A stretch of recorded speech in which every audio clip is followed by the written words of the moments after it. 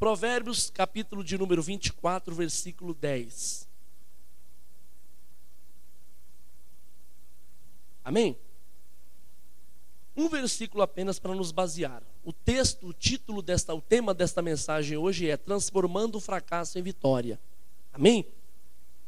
Diz assim: se te mostrares frouxo no dia da angústia, a tua força será pequena. Você pode repetir comigo?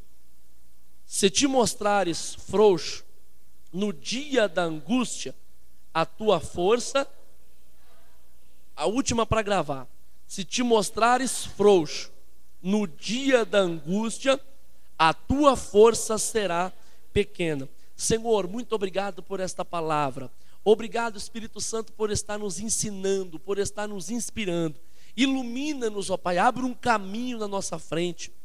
Revela-nos a tua palavra, nos alimentando e nos fortalecendo com ela, Senhor. Obrigado, meu Pai, por tudo que o Senhor tem nos dado. Graças te dou por esta palavra. Amém. Queridos, eu quero falar um pouco hoje para os irmãos sobre o fracasso.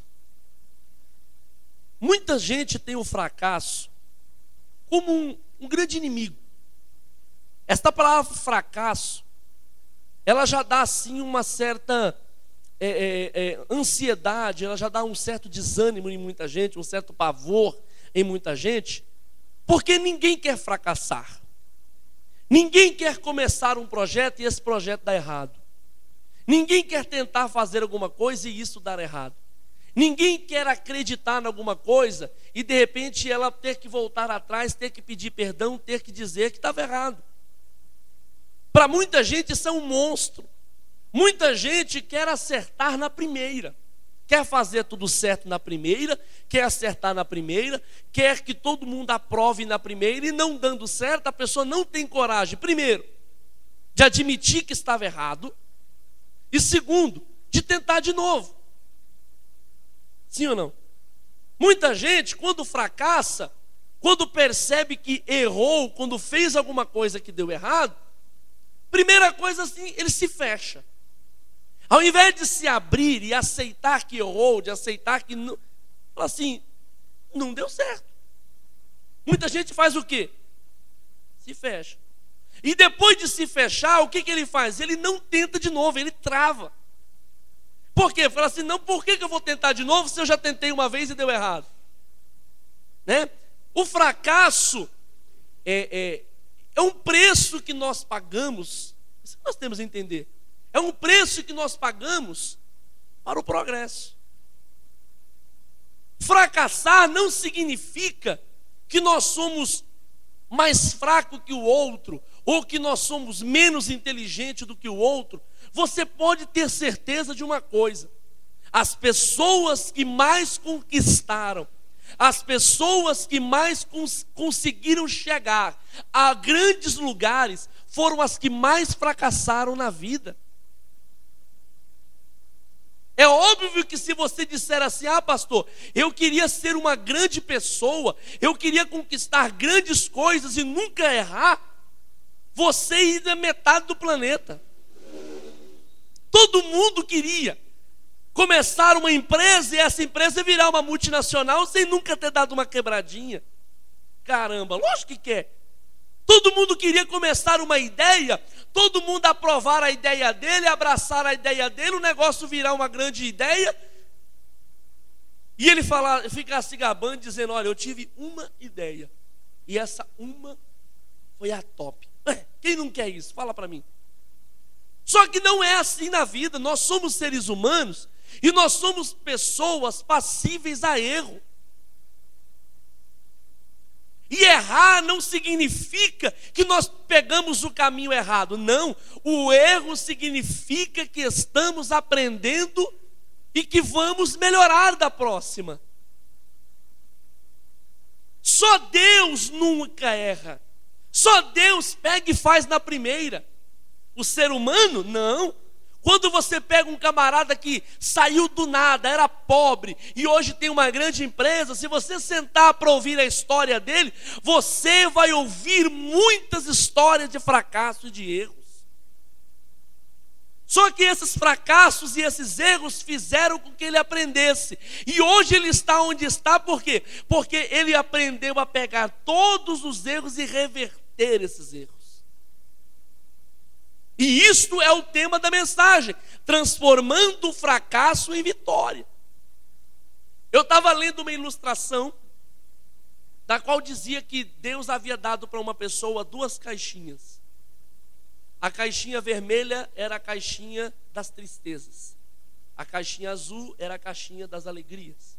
E Deus disse para essa pessoa: tudo que for de ruim na sua vida, tudo que for fracasso, tudo que não der certo, você vai colocar na caixinha vermelhinha. Tudo que for alegria, tudo que for coisa boa, você vai colocar na caixinha azul. Tempos depois, essa pessoa percebeu que a caixinha azul estava pesada e a caixinha vermelha estava vazia, estava leve. Ela falou: poxa, mas eu tive muito mais tristezas do que alegria. Eu tive muito mais fracasso do que vitória na minha vida. Por que a caixinha da alegria está mais pesada do que a caixinha do fracasso? Aí ela resolveu olhar dentro. Quando ela olhou dentro, a caixinha azul das alegrias estava cheia. A caixinha vermelhinha não tinha fundo. Aí ela falou assim: não entendi nada. Aí foi perguntar para Deus: por que a caixinha da alegria tinha fundo e por que a caixinha da tristeza não tinha fundo? Aí Deus falou assim: não, sabe o que é? É porque quando você acertava, quando você fazia alguma coisa certa, já estava certo, eu colocava na caixinha da alegria e acumulava alegria para você. Mas se eu deixasse a caixinha das tristezas com fundo, você ia acumular tanta tristeza que você não ia aguentar carregar. Então eu deixei ela sem fundo, porque quando a tristeza caía, eu pegava ela e te dava ela de volta para você tentar arrumar. Se ela caísse na vermelha, eu pegava e te dava ela de volta. Quando você conseguia fazer ela certa, eu punha na azul. Aí a pessoa pode dizer assim: mas o senhor está sendo chato comigo, porque assim o senhor está me fazendo sofrer. Aí ele vai dizer para a pessoa assim: não, eu não estou te fazendo sofrer, eu estou te ensinando a ser forte. Eu estou te ensinando a ser forte. Quando eu te dou problemas, eu não estou querendo te fazer sofrer, eu estou te ensinando a ser forte. Quando você vai fazer uma prova, quando você vai estudar, você está lá estudando lá matemática, no ginásio. Aí o professor está querendo te preparar. Ele chega lá assim, ele coloca assim: problemas. É ou não é? Você fala assim: ô professor, olha a lição de hoje. Hoje vai ter 3 problemas. Aí você fala: puxa vida, eu vim para a escola, o professor me dá problema. Por que ele já reparou por que ele te dá um problema? Porque cada problema que ele te dá, ele aguça o seu sentido de vencer. Você faz, apaga, vai e volta. Chega uma hora que você vence, aí ele fala: agora eu vou te dar um problema mais difícil. Cada problema mais difícil que você ganha, mais você vai vencendo e vai sendo forte. Se você pega uma pessoa e você diz para ela assim: querida, eu não vou te dar problema nenhum na vida, essa pessoa fica velha e imatura, velha e sem bagagem, velha e boba. Mas se você dá muito problema para ela resolver, ela fica velho e sábio. Sim ou não? Porque os problemas fazem ela crescer. A Bíblia não fala isso? Que a tribulação produz a paciência? Ah, meu Deus. Aí eu oro e falo: Senhor, me dá paciência. Ele fala: tá bom. A paciência não vem pronta, ele me dá a tribulação. Eu falo: eu não pedi tribulação, eu pedi paciência. Ele diz: não, mas o que produz a paciência é a tribulação.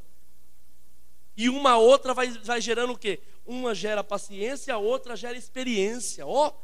Aí chega uma hora que o crente, devido a ele passar tantos problemas, ele se torna uma pessoa experiente. O que nós precisamos aprender, queridos, é olhar os nossos erros com um olhar positivo. Nós temos uma tendência de olhar os nossos erros com um olhar negativo. Como assim olhar negativo? Não tento mais, não faço mais. Ah, meu Deus, coitado de mim. Não. Essa daí não é uma postura correta.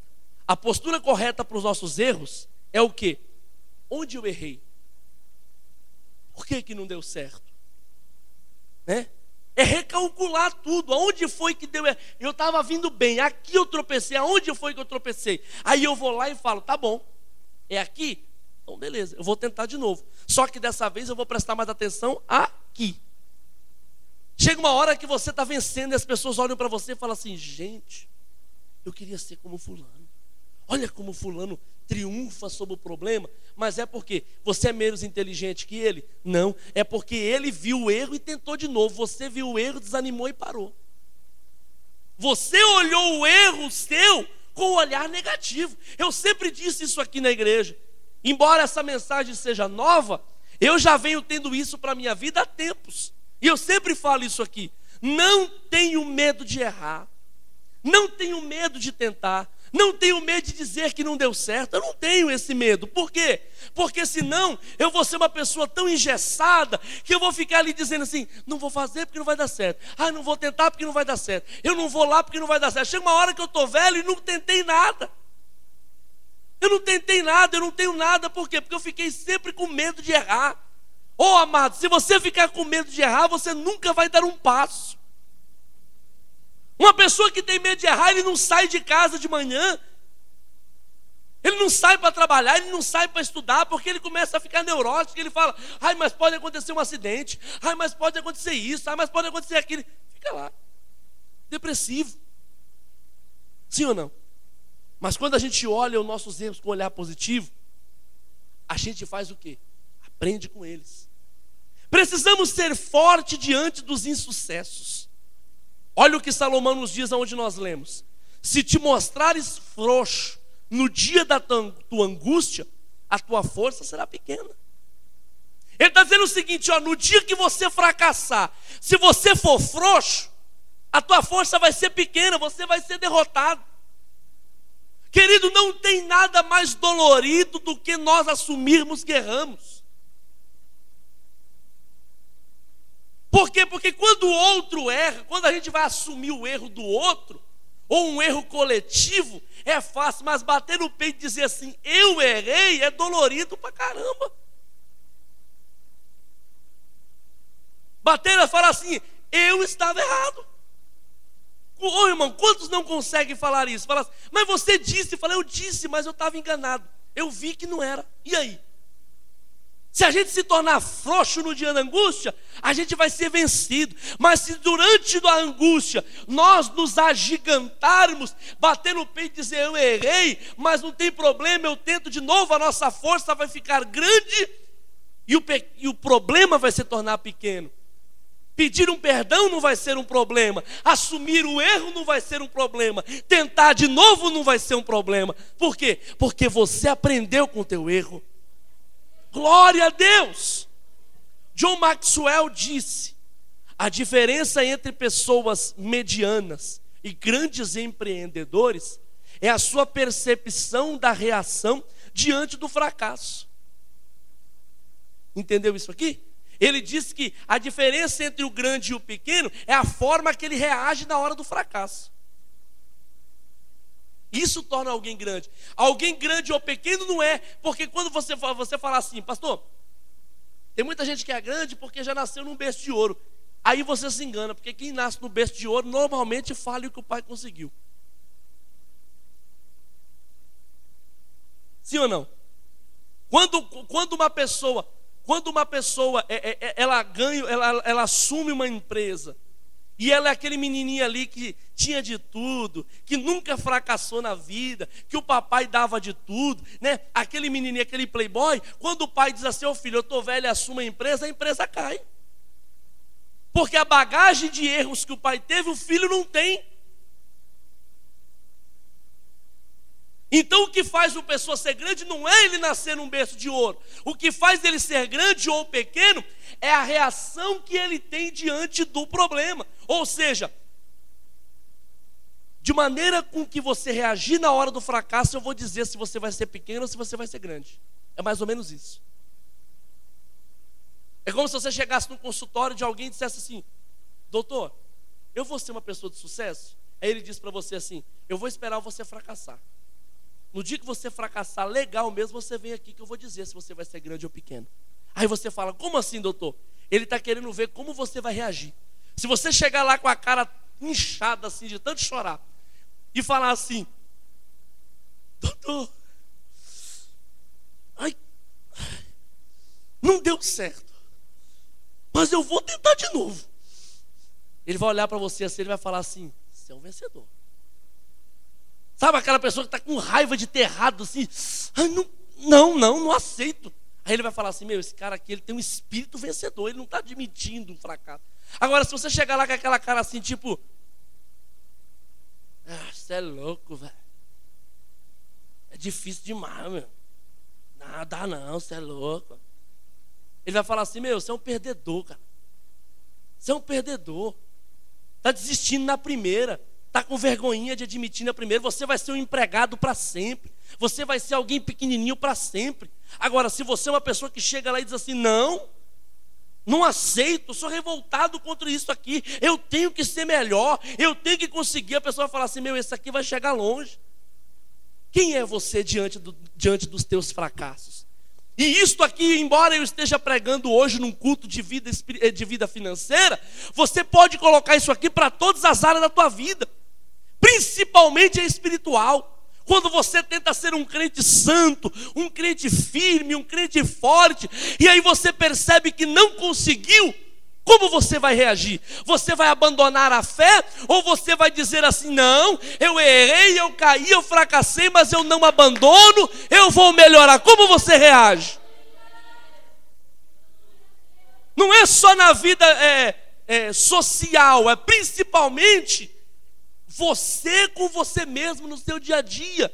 Como você reage quando você peca? Quando você fala assim: eu tenho um plano de ser muito cheio do Espírito Santo, e você dá aquela deslizada e você fica com vergonha, e você tem que chegar diante de Deus e falar assim: de novo, Pai, olha, de novo. Muitos sabem o que fazem? Não conseguem ter isso, eles fogem da igreja, porque não tem a capacidade de chegar, ajoelhar e admitir que pecou. Fogem da igreja e andam fugindo de Deus, mas não aguentam por muito tempo, porque a angústia no coração é muito forte. Não aguentam. Olha essa outra afirmação do Paul Meyer. Ele diz assim, ó: a vida é 10% daquilo que acontece comigo. Os outros 90% é só de reações. Não sei se você entendeu, eu vou te explicar. Ele diz que a vida, ela é 10%. Ou seja, as coisas que acontecem, as oportunidades, as coisas que acontecem pela primeira vez, é 10%. Os outros 90% são só repiques de escolhas. E isso faz muito sentido, porque se eu perguntar para você aqui, por exemplo, hoje é que dia? 18 de agosto. 18 de agosto de 2014. Aí eu paro e pergunto para você assim: o que você estava fazendo exatamente nesse horário, 18 de agosto de 2013? Você não vai lembrar. E de 2012? E de 2011? E de 2010? Você não vai lembrar. Mas se eu perguntar assim: qual foi o dia do seu casamento? Você lembra. Qual foi o dia que você aceitou Jesus? Qual foi o dia que você escolheu aquela profissão? Qual foi o dia que você tomou aquela decisão tal? Sabe aqueles dias que marcam? São muito minorias. Só que os reflexos disso daí você está vivendo até hoje. Aquele dia que você se casou, tem 15 anos. Você está 15 anos com o reflexo de um dia que você disse um sim. Os outros dias a sua memória não grava, mas você viveu só os repiques. Olha como é que é importante grandes decisões. E se você na hora daquela grande luta tivesse desistido, você estava vivendo o repique da desistência. Olha como é que é forte. Porque desistir hoje, ele não vai trazer uma consequência só hoje. Essa desistência de hoje vai me trazer um repique de muitos anos e pode levar até o fim da minha vida. Se eu desistir hoje da minha família, eu tenho 28 anos hoje. Quando eu tiver com 58, daqui 30 anos, eu ainda vou estar vivendo um repique disso. E eu vou olhar para trás e eu vou dizer: há 30 anos atrás eu tomei uma decisão muito errada e que me trouxe sérias consequências. Eu Vai saber o que pode acontecer depois. Você está entendendo? Passei a beber, coisa que eu não fazia. Me afastei da igreja, coisa que eu nunca pensei em fazer. Minha vida ficou uma desgraça, minha vida virou uma miséria. Por quê? Porque aquele dia eu estava nervoso e eu fui pelo impulso e eu desisti. Olha como é que é importante. Não é verdade? O fracasso, ele tem que ser aprendido e corrigido. E a gente tem que tomar cuidado com ele. Muito importante. Nós aprendemos com o fracasso, nós vemos um exemplo muito forte.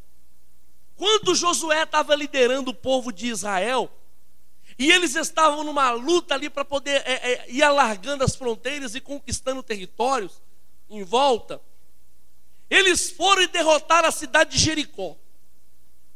Vocês lembram do episódio? Rodearam a cidade durante 7 dias, marchando e cantando. Quando gritaram, o muro veio abaixo. Eles entraram e venceram a cidade de Jericó, que era uma das maiores potências naquele tempo. Glória a Deus. Aí, Deus falou para eles assim: cuidado com o anátema, ou seja, cuidado com o que é consagrado. Só que não era consagrado a Deus, era consagrado aos ídolos. Então Deus disse assim: é para vocês tomar cuidado, não é para vocês pegar nada deles, de ouro, de prata, de linho, nada deles, porque é consagrado aos deuses. Então queima tudo, queima a cidade, queima tudo, não pega nada, nem o ouro, nem a prata, queima tudo, porque é tudo consagrado. Eu não quero nada que é consagrado a ídolos dentro da minha casa. Aí um homem chamado Acã, ele foi lá, pegou umas coisinhas, fez um buraco na cabana dele, colocou aquelas coisas, tampou e fez a cabana em cima. Ele fez ali um buraquinho debaixo do piso e escondeu. Quando eles foram lutar contra uma cidadezinha que era 1/3 do tamanho da cidade de Jericó, uma cidade chamada Ai, eles subestimaram. Eles estavam ali comemorando, estavam ainda no churrasco da festa de Jericó, todo mundo ali comemorando. Aí eles falaram: e aí, vamos lutar contra Ai, vamos aproveitar o gás, vamos lutar contra Ai. Sabe o que eles disseram? Não manda todo mundo não fadiga o povo não. Pega só um pouco do exército, manda só um pouco do exército, porque Ai é pequena. Manda só um pouquinho. Chegaram lá, irmão, levaram um pau, que saíram correndo de Ai e passaram uma vergonha terrível. Aquela festa, aquele churrascada que estava, caiu todo mundo. Quando chegou a notícia que eles tinham sido derrotados, o semblante caiu. A Bíblia diz que o semblante deles desfaleceram como água, ou seja, decaíram, ó. Josué, que estava todo valentão, todo feliz pela vitória de Jericó, quando ele ficou sabendo que o exército que ele tinha mandado contra Ai tinha sido derrotado feio, muito feio, Ai tinha dado um tremendo sacode neles, o semblante do Josué desfaleceu. É como que a pessoa senta no chão, joga a espada e fala: meu, já era, né? Eu não vou, não é possível. Sabe quando dá aquela... Só que aí, se o Josué e o povo de Israel simplesmente abandonam, falam assim: fracassamos, eles iam ficar com aquela história ridícula no currículo, vencendo Jericó e apanharam de Ai, que era uma aldeia, uma microcidade. Ia ficar feio. Só que eles não fizeram isso. Eles fizeram o quê? Consulta ao Senhor. Vamos perguntar para o Senhor: por que a gente está fracassando? Se Deus deu vitória contra Jericó, Ele também daria vitória contra Ai. Se não deu vitória contra Ai, o problema está aí, tem que resolver. Aí foram perguntar para Deus. Deus falou assim: não, tem pecado lá no meio do povo. E quando o pecado está no meio do povo, o povo inteiro não prospera. Aí eles falaram: eita, nós estamos derrotados porque tem pecado lá no meio do povo. Aí eles fizeram o quê? Tiraram a sorte. Foram fazendo sorteios. Sortearam, de 12 tribos caiu uma. Dessas 12 tribos caiu numa família. Dessa família caiu na de Acã. Eles foram fechando o cerco. E Deus foi permitindo que o sorteio fosse caindo, até chegar na casa do cara. Chegaram na casa do camarada, falaram para ele: opa, e aí, como é que vai? Tudo bem? Tudo bem. Você sabe que você caiu no sorteio lá, né? Deus falou que o problema está aqui na sua casa. Você vai contar para a gente ou a gente vai ter que achar? Não, eu conto. É porque eu vi lá um ouro lá, eu vi umas vestes lá bonitas e eu escondi. Onde é que está? Está aqui debaixo. Eles pegaram, queimaram a casa dele, levaram toda a família para o meio do arraial, mataram apedrejado. Era o costume da época, matar a família inteira e queimar. Aí quando eles terminaram, você acha que eles pegaram e falaram assim, ó, pega de novo mais um pouquinho do exército e manda só um pouquinho do exército. Você acha que eles fizeram isso? Eles aprenderam com o erro. Posso falar para você uma grande aprendizado que nós temos que ter? Nunca subestime seu inimigo. Nunca subestime. Nunca diga que esse pecado eu não caio nele. Nunca diga que esse demônio é pequeno demais. Nunca diga esse erro eu nunca cometo. Porque às vezes a gente vence os grandão porque a gente está olhando para ele. Mas a gente cai no pequeno porque a gente desconsidera ele. E o pequeno dá pau na gente. Às vezes a gente fala assim, eu não caio em adultério. Por quê? Porque todo mundo fala, ele parece ser um pecado grande. Só que a gente cai numa injúria, a gente cai numa fofoca, a gente cai numa blasfêmia, a gente cai em coisas que a gente desconsidera e que faz um rombo espiritual tão grande quanto. E a gente acha que existe um pecado menor, mas o rombo é tão grande quanto. E aí a gente fala assim, é para lutar contra aquele mal ali, eu vou com todas as forças. É para lutar contra aquele outro, manda só um braço. E aí a gente leva um pau porque a gente subestima o diabo, subestima o inimigo. Quando eles fracassaram, na segunda vez eles falaram, não, manda o exército inteiro. Não tem essa de mandar uma parte, a outra ficar fazendo festa não. Só vai fazer festa quando todo mundo estiver junto. Olha que importante.